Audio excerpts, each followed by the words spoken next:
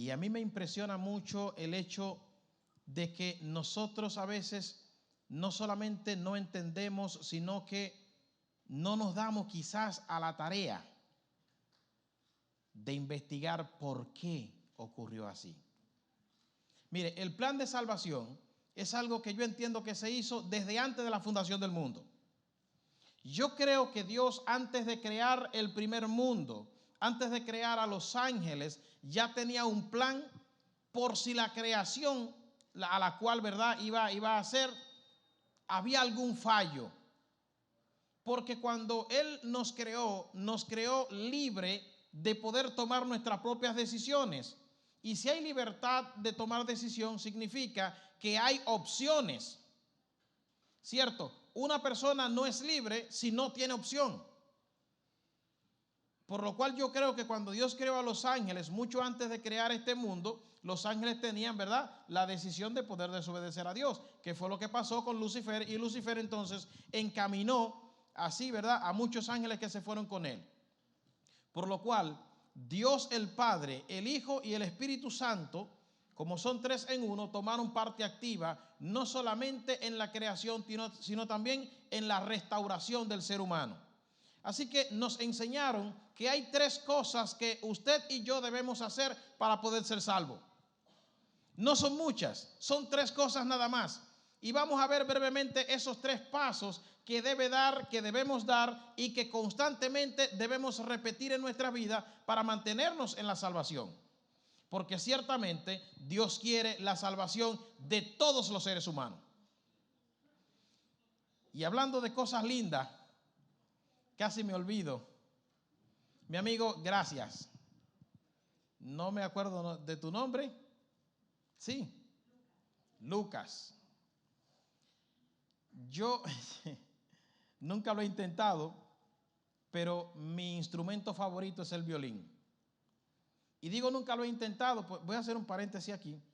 Nunca lo he intentado porque fíjese, yo vengo de un país donde se toca mucho la tambora. Y parece sencillo porque la tambora lo que hay que golpearla y ella misma hace el trabajo. Y no aprendí a tocar tambora. A pesar de que mi abuela hacía una fiesta de esas todos los años. Mi tía hacía una fiesta de esas todos los años. Mi tío hacía una fiesta de esas todos los años y nunca aprendí a tocar tambora. No aprendí a tocar la güira. Así que cuando llegué a la universidad dije, ahora pastor, ahora voy a aprender a tocar algún instrumento. Y me puse a estudiar piano. Hágame el favor. Resulta que el examen final de la clase de piano era tocar un himno. Duré 5 meses ensayando ese himno. Pasé la clase. Pero si me preguntan, no sé dónde está ni do, ni re, ni ninguno de esos en el piano. Después me puse a tocar guitarra. Uy, ahí sí que fue bueno. Tuve que regalar la guitarra. Yo espero en el cielo, yo espero que en el cielo, ¿verdad?, teniendo quizás un mejor maestro, una mejor mentalidad y más tiempo, pueda tocar bien un instrumento. Cuando llegué, estaba Lucas junto con su hermana, que cantan muy bien. Los felicito a los dos. Estaba, ¿verdad?, tocando el violín y con los himnos. Precioso. Precioso. Y yo creo, Lucas, yo creo que en el cielo va a tener mucho trabajo, ¿sabe? Porque yo me imagino que en el cielo hay un ambiente donde es verdad como si fuera con un violín, nosotros hablando, escuchando al Señor, contándonos las cosas, enseñándonos. Y va a ser algo muy especial. Pero creo que también del otro lado van a estar mis hermanos, ¿verdad?, que venimos de allá del Congo, de África, Etiopía y todo eso por allá. Allí vamos a estar sonando el cuero. Se le va a estar dando una tambora por allá y no sé si será un baile de los Zulu o algo así, pero algo bueno va a haber de ese lado. Y del otro lado van a estar los escoceses, ¿verdad? También ¿cómo se llama la cosa esta que le echa mucho aire? La gaita, esa. Del otro lado va a estar David dando clase de arpa. Va a ser una fiesta impresionante, donde todos los instrumentos van a estar tocando juntos y en armonía. Y allí yo cantaré bien, para la gloria de Dios. Dios y Padre amado, gracias, muchas gracias porque durante toda esta semana te ha manifestado entre nosotros. Gracias, Señor, porque por tu amor y por tu misericordia hoy podemos estar aquí en tu casa de oración para así alabar y glorificar tu nombre. Pedimos, Señor, que tu Santo Espíritu nos asista en este momento y que pueda abrir nuestro entendimiento, que pueda, Señor, hacernos comprender las verdades que vamos a estar viendo. Permite que tus santos ángeles alejen de este lugar a cualquier agente del enemigo que quiera entorpecer nuestra concentración en ti. Permítenos, Señor, que este día, que es el primero del resto de nuestras vidas, podamos estar solamente junto a ti, concentrados, oh Dios, puesto nuestro corazón y todo nuestro sentido en lo que es el estudio de tu palabra. Porque te lo pedimos, Señor, y te lo rogamos en el nombre de Jesús. Amén. Normalmente nosotros vemos en el plan de salvación ¿a quiénes? A Jesucristo, ¿verdad? Que vino para morir por nosotros, que se entregó. A Jesucristo que fue el que nos creó. Pero también vemos el Espíritu Santo actuando en acción. Vemos el Espíritu Santo conduciendo a los hijos de Dios. Pero el Padre, ¿dónde está el Padre escondido? ¿Dónde está el Padre dentro del plan de salvación? ¿Será que el Padre se quedó allá esperando hasta que el Hijo, ¿verdad?, muriera, redimiera y entonces nos llevara hasta donde Él? ¿Será que el Padre está esperando, verdad, y envió el Espíritu Santo como un agente para que el Espíritu Santo hiciera el trabajo en nosotros y entonces nos llevaran hasta donde Él para que lo conociéramos? Yo creo que desde la creación del ser humano, el Espíritu Santo, el Padre y el Hijo siempre han estado envueltos en la salvación del ser humano. Y hay formas en las que nosotros quizás pudiéramos identificarlo.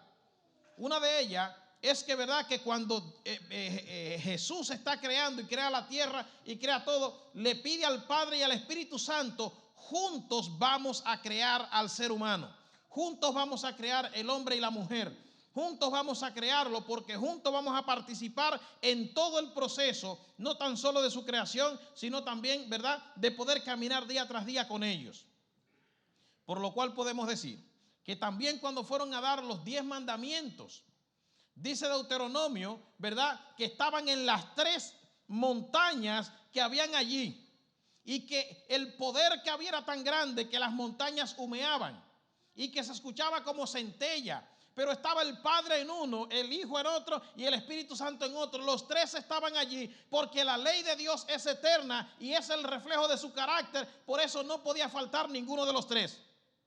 El día que Jesús fue bautizado, también estaban los 3 allí.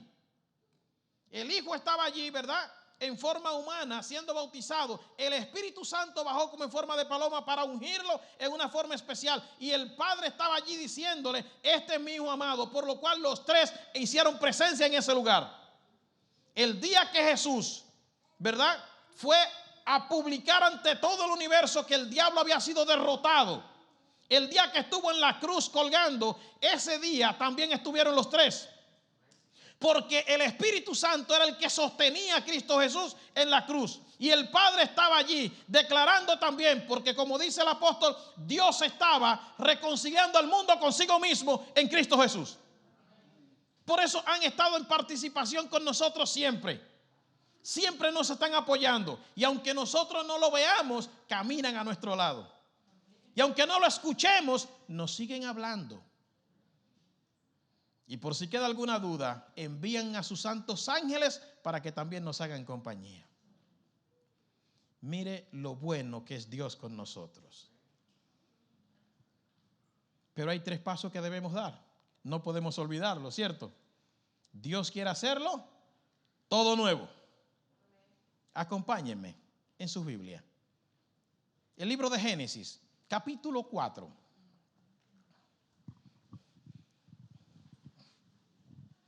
El libro de Génesis capítulo 4 nos relata, ¿verdad?, una historia que es el principio de una serie de acontecimientos que se siguió repitiendo hasta nuestros días. Allí aparece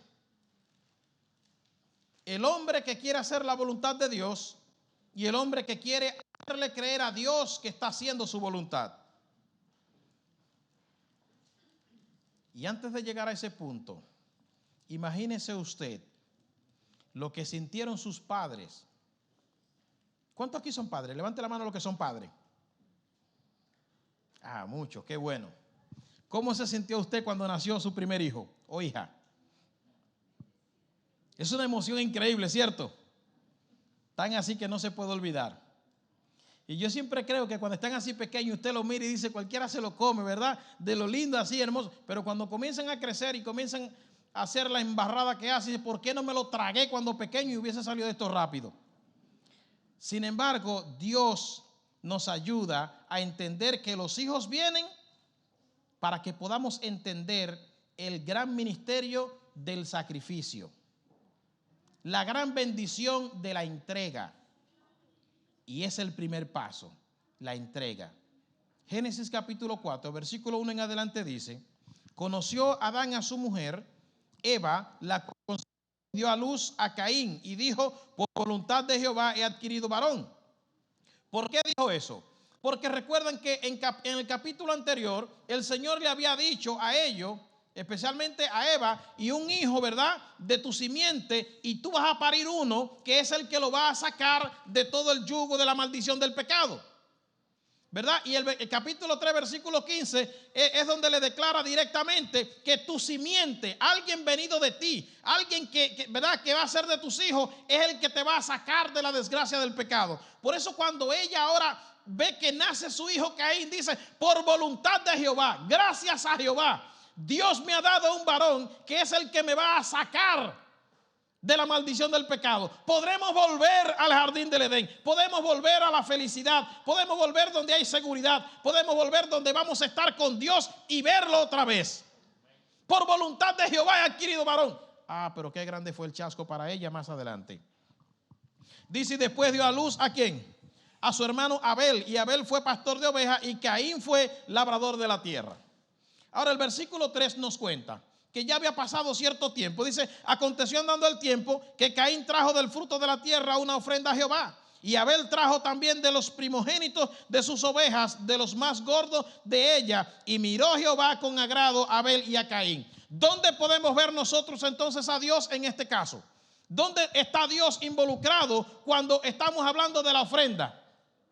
El primer paso que se da es el paso del reconocimiento y la entrega. Cuando nosotros entregamos el corazón a Dios, entonces nos estamos poniendo en el lugar del Señor, porque Él entregó lo mejor que tenía para nuestra salvación.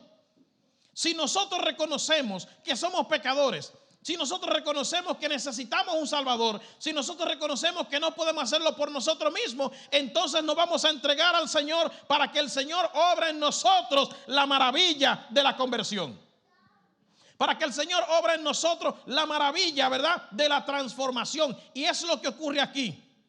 ¿Por qué dice el versículo 5? Pero no miró con agrado a Caín y a la ofrenda suya, y se ensañó Caín en gran manera y decayó su semblante. ¿Por qué Dios no miró con agrado la de Caín y sí miró la de Abel?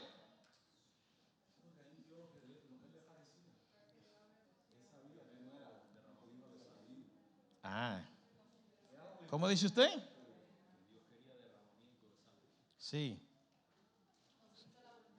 Es como que medio sanguinario, ¿verdad? ¿Por qué no mira con agrado a Caín y sí a Abel? Dios pidió una ofrenda, ¿sí o no? Venían ante él a traer la ofrenda, ¿sí o no? Caín, ¿qué hacía? Era agricultor, así que trajo lo mejor que tenía. La piña más grande que había se la trajo al Señor. La batata más grande, o boniato, no sé cómo se dice. El ñame más grande, la yuca más grande, los plátanos más grandes. O sea, lo que él cultivaba, lo mejor se lo trajo al Señor. ¿Cuál era el problema? Que no era lo que él pidió. Pero es que aquí no dice qué fue lo que Dios pidió.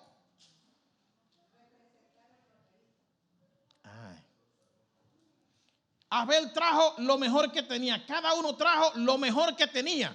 Mire, hay un problema bien serio en esta parte. Y es que ambos habían venido a buscar el perdón del Señor. Y ciertamente, sin derramamiento de sangre no hay remisión de pecado. En eso estamos de acuerdo. Dios había pedido, ¿verdad?, que se derramara la sangre, pero lo más importante que se pasa por alto, que Caín pasa por alto, era que necesitaba una víctima para que esa víctima llevara sus pecados. Necesitaba a alguien para que fuera sacrificado en lugar de él. Fue lo que Dios le enseñó a Adán y a Eva. Cuando Abel trajo su ofrenda, puso la mano sobre el cordero, confesó sus pecados y sus pecados fueron transferidos al cordero, pero Caín no podía transferir sus pecados a una papaya. Entonces no es solamente el derramamiento de sangre, es que alguien carga con tus pecados. Por eso Cristo Jesús pagó por nuestros pecados. Por eso nuestros pecados fueron puestos sobre Él, para que entonces por su muerte y el derramamiento de sangre tuviéramos remisión del pecado. Caín pudo haber matado una oveja, Abel pudo haber matado la oveja, pero si no hay una transferencia de uno a otro, no iba a ser válido. Ciertamente, Dios quiere que tú vengas a verlo, pero quiere que con la actitud que tú vengas a verlo sea con la actitud sumisa de que tú necesitas un Salvador. Que tú reconoces que alguien debe pagar por ti, porque tú no puedes pagar la carga del pecado. Tú no puedes pagar cuánto cuesta, porque solamente alguien que esté por encima de la ley iba a satisfacer la ley del pecado. Y eso lo hizo Cristo Jesús. Por lo cual, cuando yo vengo ante el Señor, debo venir con la actitud humilde de aceptar de que Él tome mis pecados. Mire, aprendimos mucho de Adán. ¿Sabe que cuando el Señor viene a encontrarse con Adán y Eva, el día que pecaron, Adán hace algo que a mí me sorprende, porque poquito tiempo atrás, no sé cuántas horas, minutos, no sé, dice que Eva viene con el fruto, ¿verdad?, y se lo ofreció. Así que él lo toma y se lo come. Pero curiosamente, cuando Dios lo llama, y él sabía que si tomaba del fruto y lo comía, iba a morir con ella, pero la amaba tanto que dijo: yo prefiero morir a estar sin ti. Y eso se dice mucho entre los enamorados. Hacen lo que sea hasta que llegue el momento. Cuando llegó el momento, ¿qué hizo Adán? Le echó la culpa a Dios y le dijo: la mujer que tú me diste fue la que me trajo del fruto y yo comí de él. Así que ¿qué hace Caín aquí? Le echa la culpa de no haber obedecido a Dios, se la echa a Dios. Entonces Abel es sumiso. Abel es el que, ¿verdad?, viene y entrega lo que Dios había pedido para la remisión de pecados. No era que Dios no había pedido una ofrenda de agradecimiento, porque la ofrenda que trajo Caín fue una ofrenda de agradecimiento, no una ofrenda de reconciliación. Y solamente había reconciliación por medio del sacrificio. Así que cuando nosotros venimos ante Dios y traemos el diezmo, ¿qué cosa hacemos? Estamos devolviéndole a Dios lo que a Dios pertenece. Pero déjame decirte una cosa: la mayor bendición no viene por el diezmo, pastor. La mayor bendición viene por la ofrenda. Porque el diezmo es algo establecido, pero la ofrenda es algo que tú te propones ante Dios por agradecimiento a lo que Dios ha hecho por ti. Escuché la historia de alguien que tiene mucho dinero y dijo: me hice rico dándole a Dios más de ofrenda que de diezmo. Hacía mi presupuesto en base al 75% de lo que yo ganaba. Yo le daba el diezmo y como agradecimiento le daba el 15% de lo que Dios me daba.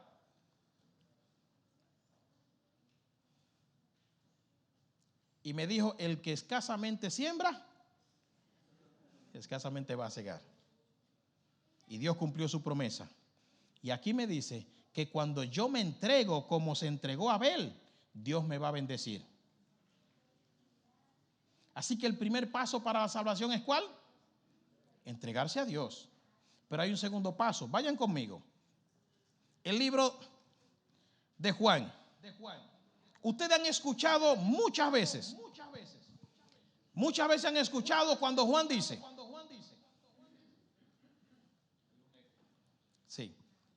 Han escuchado muchas veces que en el libro de Juan, el capítulo 3 y los versículos de 1 en adelante dicen: había un hombre de los fariseos que se llamaba Nicodemo, un príncipe entre los judíos. Este vino a Jesús de noche y le dijo: Rabí, sabemos que has venido de Dios como maestro, pero nadie puede hacer estas cosas que tú haces o hacer las señales que tú haces si no está Dios con él. Respondió Jesús y le dijo: de cierto te digo, el que no naciere de nuevo no puede entrar o no puede ver el reino de Dios. Nicodemo le dijo: ¿cómo puede un hombre nacer siendo viejo? Jesús, ¿puede acaso entrar por segunda vez en el vientre de su madre y nacer? Respondiendo Jesús le dijo: de cierto te digo, que el que no naciere del agua y del espíritu no puede entrar en el reino de los cielos. ¿Qué está pasando? ¿Por qué es necesario entender esta parte? ¿Por qué es necesario que debes nacer de nuevo? ¿Y cuál es lo más difícil de haber nacido de nuevo? Nicodemo, que era un hombre entendido, ¿verdad?, en lo que era la cultura religiosa de su nación. Nicodemo, que era un maestro allí, cuando se acerca a Jesús, quiere, ¿verdad?, presentarse como que él es el vocero de una comisión, porque dice: sabemos que viene de Dios. Jesús pudo haberle preguntado: ¿sabemos quiénes? ¿Quiénes son los que saben? Porque si es más de uno, solamente te veo a ti. Pero Jesús no se detiene, ¿verdad?, en los detalles, ni se va por las ramas, como dicen. Así que le dice: mira, Nicodemo, no quiero que me alargue mucho la situación. Solamente tengo que decirte: si no naces de nuevo, no puedes ver el reino de Dios. Al igual que como Adán se pudo haber negado para matar al cordero aquel día, para él poder, ¿verdad?, expiar sus pecados. Ahora Nicodemo también está tratando de darle la vuelta al asunto. ¿Cómo puede un hombre nacer de nuevo siendo ya viejo? O sea, es un caso tan imposible poder entrar en el vientre de su madre. Y si así fuera, muchos la tendrían difícil, porque cuando conocen al Señor, su madre ya había muerto. Y quizás en forma de interrogante, quizás en forma de burla, no sé, pero le dice: ¿acaso puede entrar en el vientre de la madre? Y dice: mira, no te preocupes, que te lo voy a explicar así. Lo que es nacido del agua y del espíritu, eso es nacer de nuevo. Lo que es nacido de carne es carne, pero cuando naces del espíritu, cuando naces del agua y del espíritu, entonces estás naciendo de nuevo. ¿A qué vamos? A lo siguiente: de la carne todos ya hemos nacido, pero nacer del agua y del espíritu es totalmente diferente. No creas que porque te hiciste miembro de la iglesia ya naciste de nuevo. No, necesitas ser bautizado por el Espíritu Santo también. Cuando te entregaste al Señor y viniste ante Él, el Señor te va a bautizar. El Señor va a derramar tu Santo Espíritu sobre ti, pero tienes que hacer la primera parte. Debes entregar completamente el corazón para que entonces el Espíritu Santo pueda obrar en ti el nacimiento. Entonces nacerá del agua y del espíritu. Entonces nacerá como un miembro del reino de Dios. Entonces tu nombre será inscrito en el libro de la vida del Cordero. Hasta entonces sigue siendo una criatura de Dios. Hasta entonces sigue siendo, ¿verdad?, alguien que existe. Pero ¿cuál es la dificultad de haber nacido de nuevo? ¿Cómo es que un hombre viejo puede nacer de nuevo? Y aquí es donde viene la peor parte. Porque después que usted ya tiene cierta edad, tiene las costumbres de hacer las cosas de esta forma. ¿Cómo puedo yo comportarme como un niño cuando ya yo he sido grande? ¿Cómo puedo yo volver a aprender a caminar cuando llevo ya 30, 40, 50, 60 años corriendo?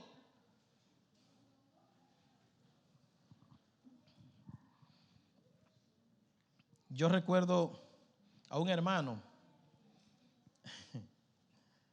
que llegué como pastor allí, mi primer distrito. Y este hermano ya estaba jubilado, pero durante los últimos 35 años había sido el director de un departamento de una agencia muy grande. Así que él estaba acostumbrado a decir cómo se hacían las cosas.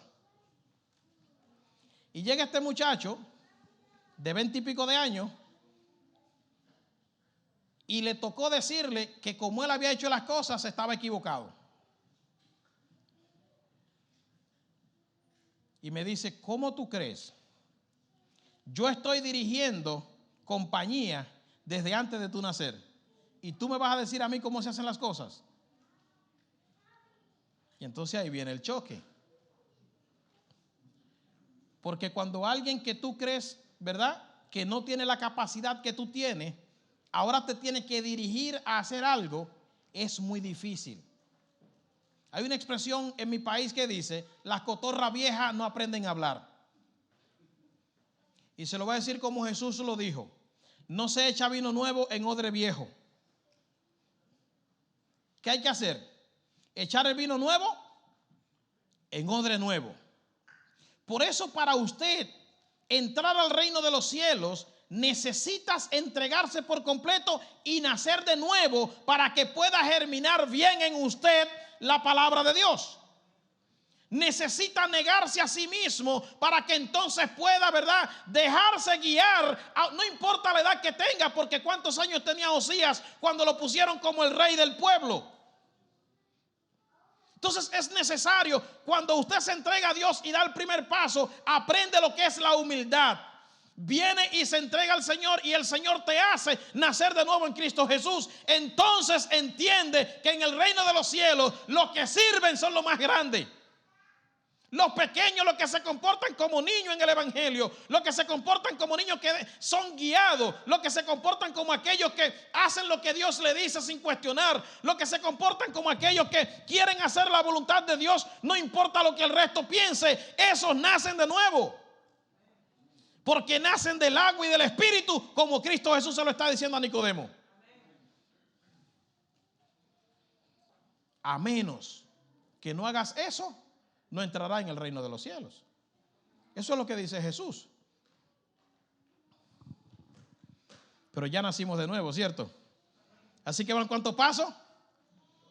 Nos entregamos, nacimos de nuevo y ahora va el tercer paso.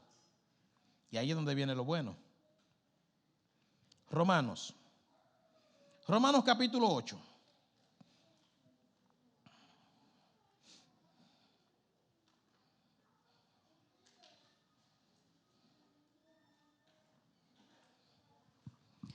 Romanos capítulo 8, versículo 16 dice: el Espíritu mismo da testimonio a nuestro espíritu de que somos, ¿qué cosa? Hijos de Dios. Así que por ahí comienza la cosa. Una vez tú te entregaste a Dios, una vez tú aceptaste el llamado que el Señor te hizo, una vez tú naciste de nuevo del agua y del Espíritu Santo, entonces ahora el Espíritu de Dios da testimonio a tu espíritu. ¿Qué es lo que hace el Espíritu ahora contigo? Ahora comienza a aconsejarte, ahora comienza a hacer lo que Jesús dijo. El Espíritu lo va a guiar a toda verdad. El Espíritu lo va a convencer de pecado. El Espíritu lo va a convencer de justicia. El Espíritu va a guiar sus vidas. Entonces ahora el Espíritu Santo va a comenzar a formar en ti el carácter de Cristo Jesús. Esas rabietas que te daban, esa ira que te daban, ahora la va a convertir en mansedumbre. Ese orgullo que tenía, ahora lo va a convertir en humildad. Y va a comenzar a trabajar en ti. Y la gente va a ver que tú eres una nueva persona. Entonces va a comenzar a echar el vino nuevo en el odre nuevo, porque ahora tú eres una nueva persona. Cuando naces del agua y del Espíritu, naces como un santo del Señor. Y me encanta porque dice que el Espíritu le da testimonio a tu espíritu. ¿Sabe cómo le llaman a eso? La conciencia. Y lo va a escuchar en tu mente constantemente. Todo el tiempo lo va a seguir escuchando. Y Él te va a estar hablando todo el tiempo. Dice el versículo 17. Que si hijos, también somos, ¿qué cosa? Herederos. Y somos herederos de Dios y coherederos con Cristo. Si es que padecemos juntamente con Él, padecemos, para que juntamente, ¿verdad?, con Él seamos glorificados. Pues tengo por cierto que las aflicciones del tiempo presente no son comparables con la gloria venidera que en nosotros ha de manifestarse. No importa cómo sea que usted esté aquí, si hace la voluntad de Dios y entrega su corazón a Dios y nace de nuevo, no importa cuánto sufra, lo que Dios le va a dar es 100 veces mucho mejor. Porque el anhelo de la tierra, incluso el anhelo ardiente de la creación, es el aguardar la manifestación de los hijos de Dios. Aún la tierra, aún los animales, aún los árboles están anhelando que los hijos de Dios se manifiesten, que los hijos de Dios crezcan, que los hijos de Dios se entreguen y que sean humildes y puedan cuidar a la tierra. Porque Dios destruirá aquello que destruye la tierra. Es su creación. Por eso ahorita cuando se estaba hablando en la lección, alguien dijo algo con respecto, no fue el doctor, creo que el hermano que estaba sentado de este lado, decía con respecto cuando usted habla de alguien. Mire, yo no soy consejero ni doy consejo, pero esta información se la voy a dar de gratis. Cuando usted habla de su hermano, no está hablando de su hermano, está hablando de su creador. Piense esto, cuando alguien habla de su hijo, ¿de qué está hablando? De usted, de sus padres. Así que piense bien si usted va a hablar algo mal de mi amigo el anciano, o del pastor, o del diácono.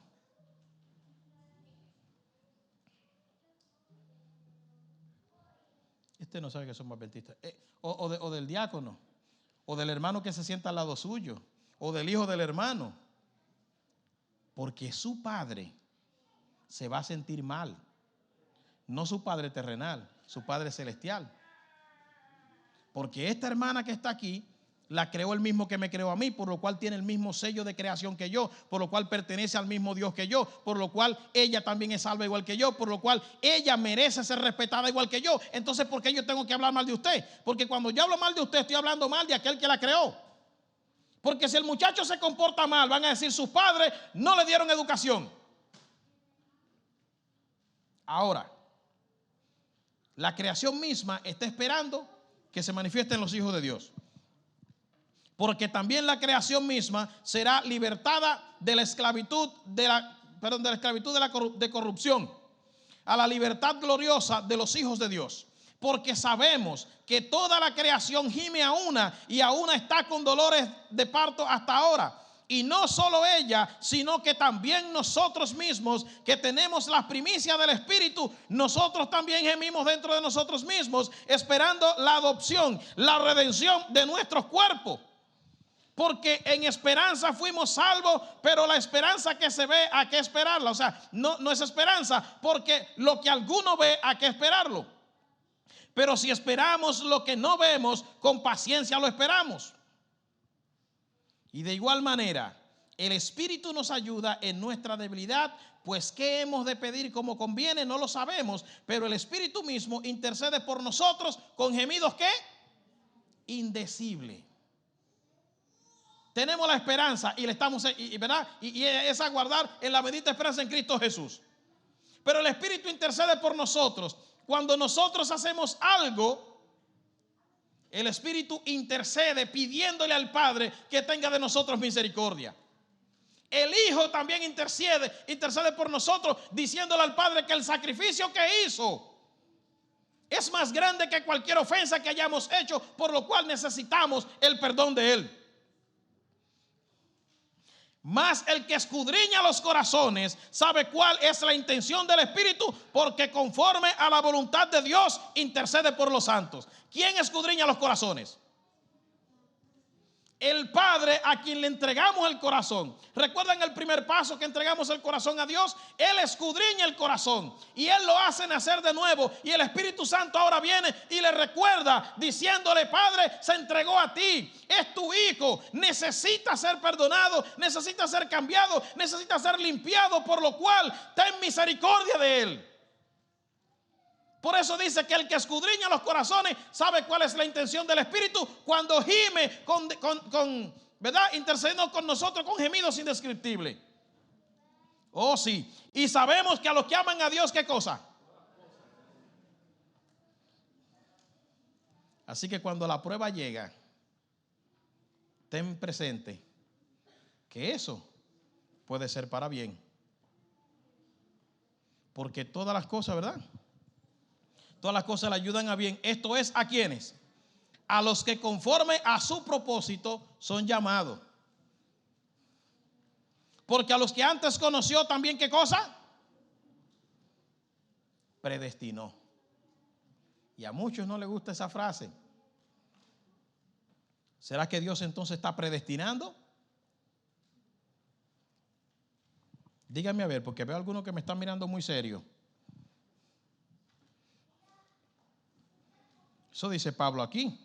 Porque a los que antes conoció también predestinó. ¿Y lo predestinó para qué? Para que fuesen hechos conforme a la imagen de su Hijo. No lo predestinó diciendo, ya tú eres salvo, haz lo que tú quieras y como quieras serás salvo. No lo predestinó diciendo, ya tú te perdiste, estás perdido, así que haz lo que quieras porque como quieras te perdiste. No, a los que antes conoció, los que entregaron su corazón a Él, los que nacieron de nuevo en Cristo Jesús, ahora tienen una predestinación, ahora tienen un camino, ahora tienen una guía, ahora tienen un sendero por donde van. Y si siguen ese sendero, entonces será convertido su carácter en el carácter de Cristo Jesús, por lo cual será la imagen de Jesús.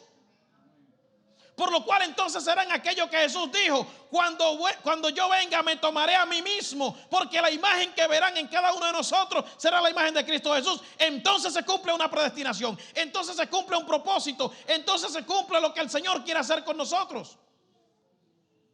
Por eso el diablo se va a irar contra los hijos de Dios. Por eso el diablo hace todo lo que puede, porque ve en cada uno de nosotros la imagen de Cristo Jesús. Por eso Pablo dijo, al que ama a Dios, al que sigue a Dios, al que obedece al Señor, todas las cosas le vienen a bien. Aún las que parecen una desgracia es porque el enemigo a quien está viendo es a Cristo Jesús a través de usted. Por lo cual siéntase orgulloso cuando el enemigo viene a atacarlo. Porque no está viendo a alguien cualquiera, sino está viendo al Salvador reflejado en usted. A los que aman a Dios, todas las cosas le vienen a bien. Y a los que antes predestinó, a estos también llamó. Y a los que antes llamó, a estos también justificó. Y a los que justificó, a estos también glorificó. Gloria a Dios. ¿Qué pues diremos a esto? Dice el apóstol. Si Dios es por nosotros, ¿quién contra nosotros? El mismo Lucifer no se atreve a enfrentarse a uno solo que esté lleno del Espíritu Santo. Anoche veíamos cómo Elías se paró y él solo hizo ¿qué cosa?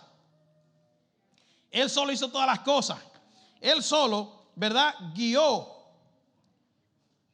al pueblo a que se reconciliara con Dios en un solo acto. Dios puede hacerlo contigo en tu casa. Dios puede hacerlo contigo en tu sector. Dios puede hacerlo contigo en tu trabajo. Dios puede hacerlo contigo donde quiera que estés. Porque Él ya te ha examinado. Porque Él ya te ha llenado del Espíritu Santo. Para que entonces tú le seas testigo en todas las partes que tú estés. ¿Qué pues diremos a esto? Si Dios es con nosotros, ¿quién contra nosotros? El que no escatimó ni a su propio Hijo, sino que lo entregó por todos nosotros, ¿cómo no nos dará también con Él todas las cosas? Solo pregúntate, ¿qué necesidad tienes tú que pueda valer más que la vida del Hijo de Dios? Así que ¿cómo no puede Dios darte lo que tú necesitas? Y ahora sigue diciendo, ¿quién es el que condenará? Cristo es el que murió, más aún el que también resucitó, el que además está a la diestra de Dios, el que también intercede por nosotros. ¿Quién nos separará del amor de Cristo? Tribulación o angustia o persecución o hambre o desnudez o peligro o espada, como está escrito, por causa de ti somos muertos todo el tiempo y somos contados como ovejas de matadero. Antes, en todas estas cosas somos más que vencedores por medio de aquel que nos amó, por lo cual estoy seguro, dice el apóstol Pablo, que ni la vida ni la muerte, ni ángeles ni principados, ni lo presente ni lo porvenir, ni lo alto ni lo profundo, ni ninguna otra cosa creada podrá apartarnos del amor de Dios que es en Cristo Jesús, Señor nuestro. No hay nada en el universo que pueda apartarnos del amor de Dios, por lo cual estás seguro que si entregaste tu corazón, si naciste de nuevo en Cristo Jesús, el Señor hará en ti la imagen de Jesús, por lo cual tú también serás salvo y podrás tener la victoria de ir a morar con Él por toda la eternidad. Nuestra bendita esperanza no es simplemente pasarla bien, sino estar para siempre con nuestro Señor. Y la pregunta es, ¿cuántos de ustedes quieren estar preparados para encontrarse con el Señor? ¿Lo quieren o no? Porque el reino de los cielos se hace fuerte y solamente ¿quiénes? Los valientes lo arrebatan. Hoy, Es un día especial. Porque hoy hay alguien más que su nombre va a ser inscrito en el libro de la vida del Cordero. Entregó su corazón. Nacerá hoy de nuevo en Cristo Jesús y el Espíritu Santo lo va a guiar de ahora en adelante. ¿Sí o no? Y él está seguro, él está firme, porque hoy se inscribirá su nombre en el libro de la vida del Cordero y se convierte en un heredero del reino de los cielos. ¿Cuántos dicen amén? Amén. Él está preparado. ¿Cuántos más de ustedes están preparados para también irse con el Señor cuando venga? ¿Hay alguno entre los que está aquí que todavía no ha dado el paso?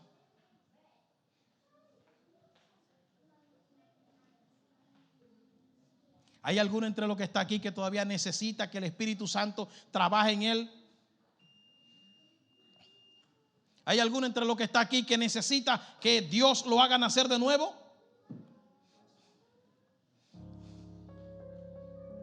Nicodemo se acercó al Señor preguntando qué podía hacer para ser salvo.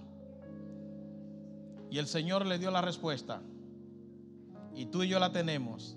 Necesitamos nacer de nuevo. Vamos a proceder al bautismo, pastor. Y ustedes serán testigos del acto más maravilloso que puede ser presenciado en esta tierra hasta que Cristo venga. El sellamiento de alguien para vida eterna. Si usted no lo ha experimentado, le aconsejo que lo medite. Porque necesitamos nacer de nuevo para ver el reino de Dios. Dios le bendiga.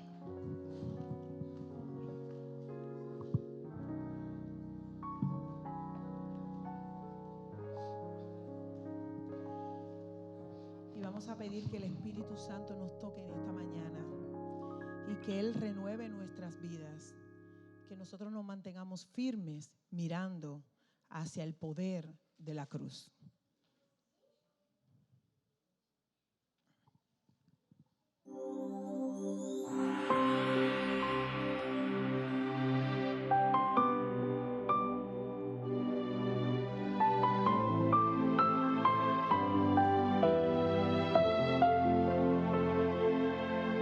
Alzaré por ti mis ojos a los montes,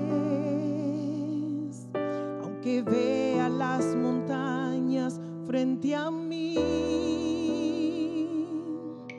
Creeré a ojos cerrados de tu gracia. Yo seguiré creyendo en ti, Espíritu de Dios.